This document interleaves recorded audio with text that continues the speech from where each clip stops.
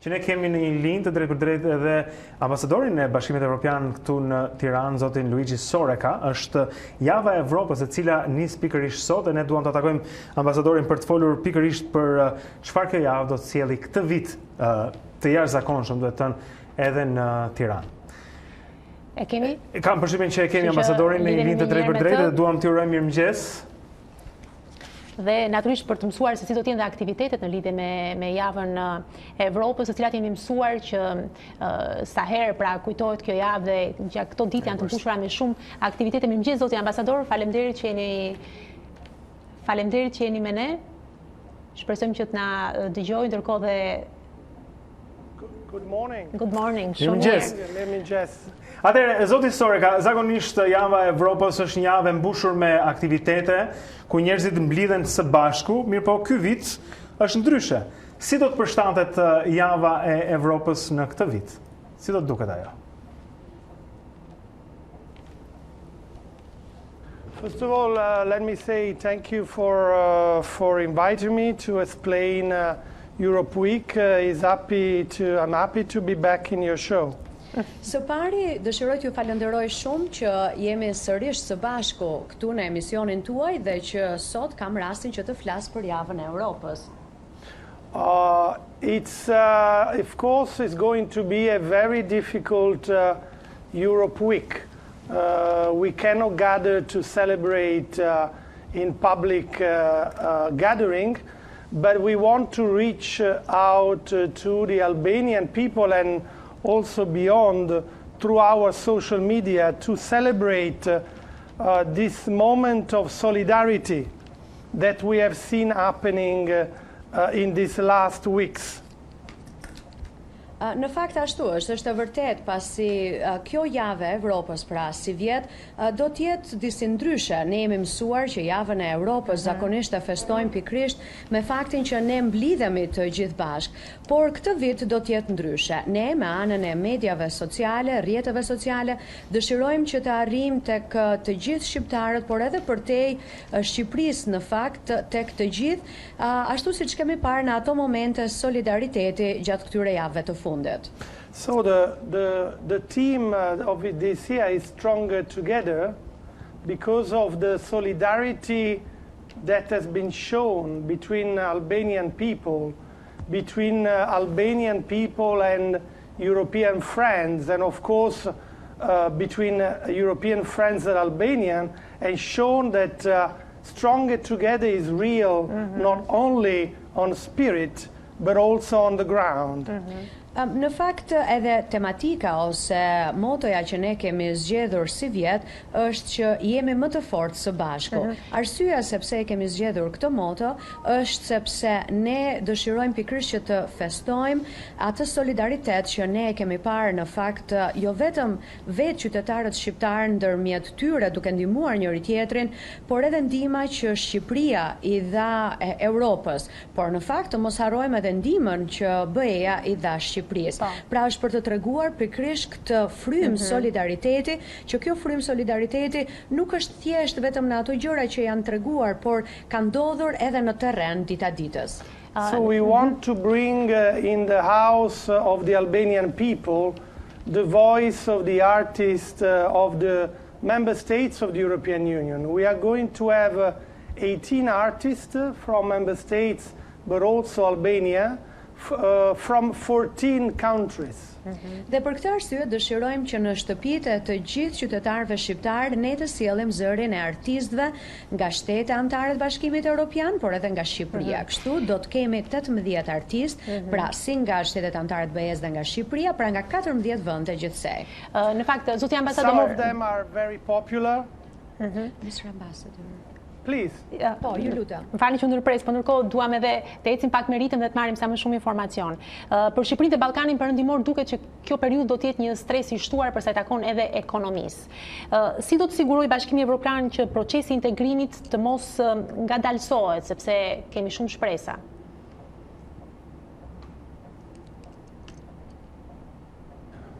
Sure. Inevitably, the pandemic has slowed down in these last months the work on accession negotiation. Në fakt, ka qenë e pashmangshme, pikërisht që kjo që ndodhi me pandeminë në fakt ngadalësonte edhe ritmin e gjithë punëve që po bëheshin pra për negociatat në anëtarësim. But now the work is starting again. In 2 days, the Political Council of the Electoral Reform will meet again online, and we know that they intend to have a series of meetings all along the month of May. Por në fakt ne e dim tashmë që puna po fillon sërish, për shembull pas 2 ditësh do të kemi pikërisht edhe komisionin që për reformën zgjedhore që do të takohet, pavarësisht se jo në formë pra fizike, por në formë online, dhe që do të kenë edhe disa takime edhe më pas të kësaj forme.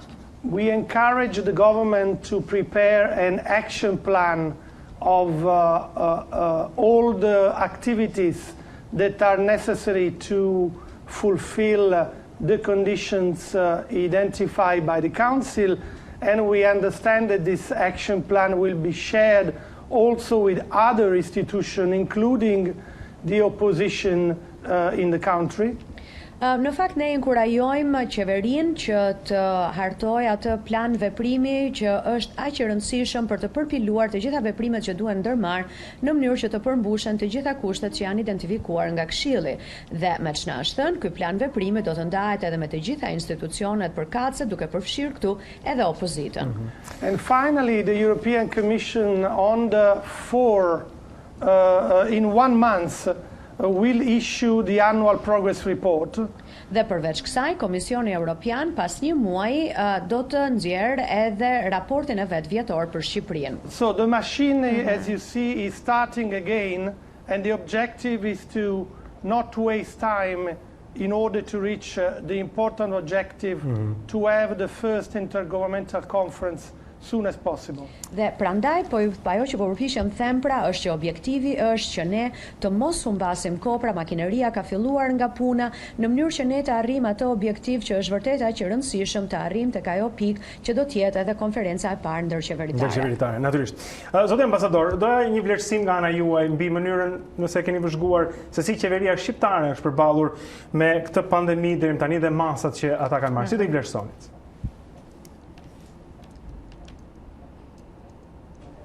Well, of course, I have followed this very closely. First of all, as a citizen living in Albania and observing all the rules, but also as a EU ambassador, being in contact with the government and the local authorities. Sigurisht që e kam ndjekur këtë çështje në fakt nga afër gjatë gjithë kohës, kjo jo vetëm në cilësinë time si qytetar që kam jetuar dhe jetoj në Shqipëri këtë kohë, por edhe si qytetar që ka përmbushur dhe ka respektuar të gjitha rregullat dhe këto masa pra që janë ndërmarrë nga qeveria, dhe përpos kësaj dhe si ambasadori i Bashkimit Europian kam qenë në kontakt të vazhdueshëm me të gjitha institucionet përfshirë këtu edhe qeverisjen vendore. The measures taken by the Albanian government has been very much in line with those taken in other EU member states, from the lockdown to the need, for example, to fulfill a gap in the criminal code of the Albanian legislation. We have made sure that this gap was proportional to the objective to be reached. So to avoid unproportionate sanction, and this was a good result. Në fakt pra është e vërtet që masat që janë ndërmarrë në Shqipëri janë pikërisht në përputhje dhe në të njëjtën linjë me ato masa që janë marrë edhe në shtete anëtare të Bashkimit Europian, që nga lockdowni apo izolimi e deri tek nevoja që u papra që ishte për të mbushur një hapësirë ose një boshllëk në kodin penal të legjislacionit shqiptar. Dhe ne kemi marrë masat pra jemi siguruar që pikërisht ky boshllëk ose kjo hapësirë pra të mbushen në mënyrë në propocion të drejtë, pikërisht sa i përket pra rezultatit që do të arrijë dhe që të mos ishte jo proporcional apo të mos ishte në proporcion pra të zhdrejt po të drejt. Let me praise once again the cooperation between the Albanian institution that has proved very successful.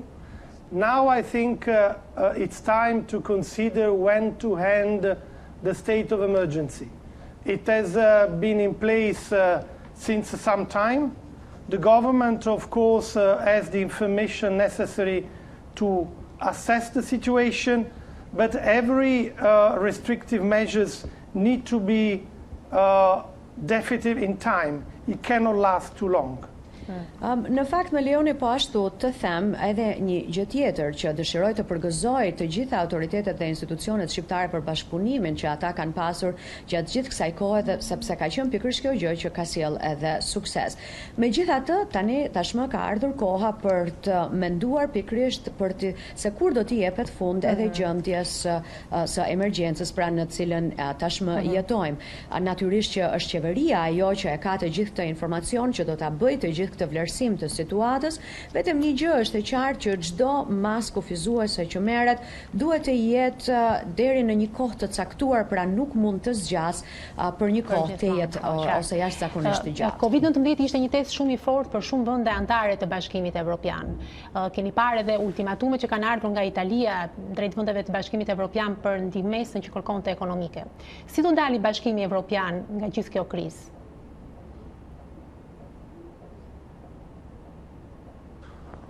Well, first of all, the EU has reacted as an institution after the first moment where the member states inevitably try to be defensive with a very important economic plan. And now it's that some countries like Italy are entering in the so-called phase 2.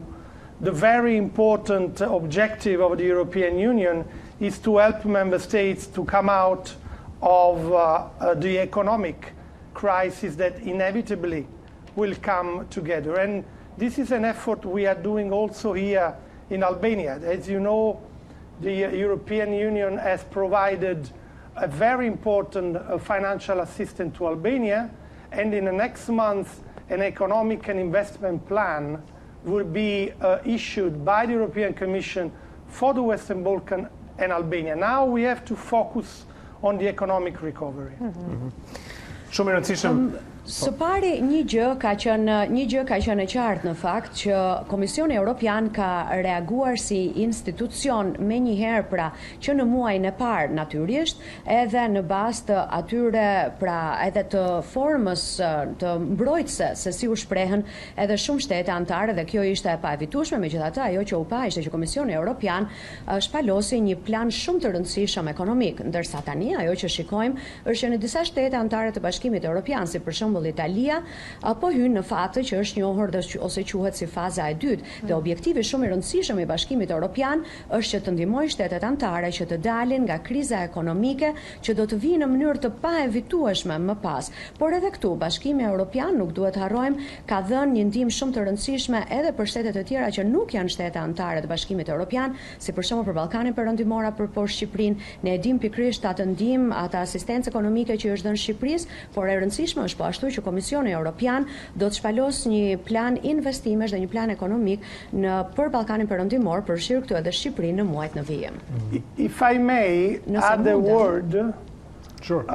We don't forget at the same time the problem every day. Today we are going to have a very important shipment of personal protective equipment arriving in Tirana, donated by the European Union. We are going to bring 110,000 pairs of gloves, 1,000 liters of hand sanitizer, and several thousand of masks.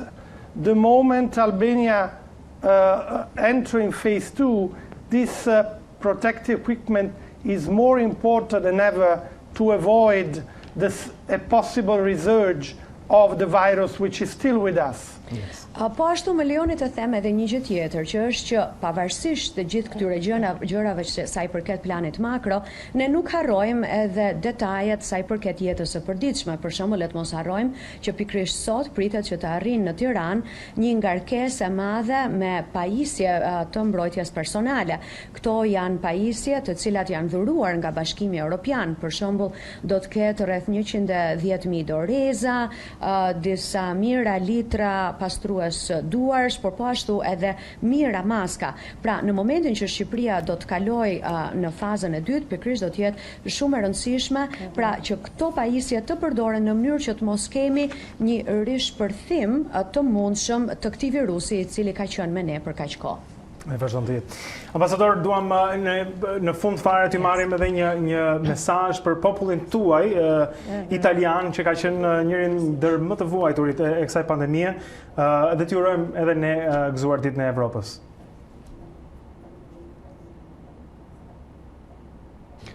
Well, Blendi, I am Italian and I am European, so I inevitably think about my own compatriots. I don't forget my nationality, but I also think about all the Europeans that are suffering.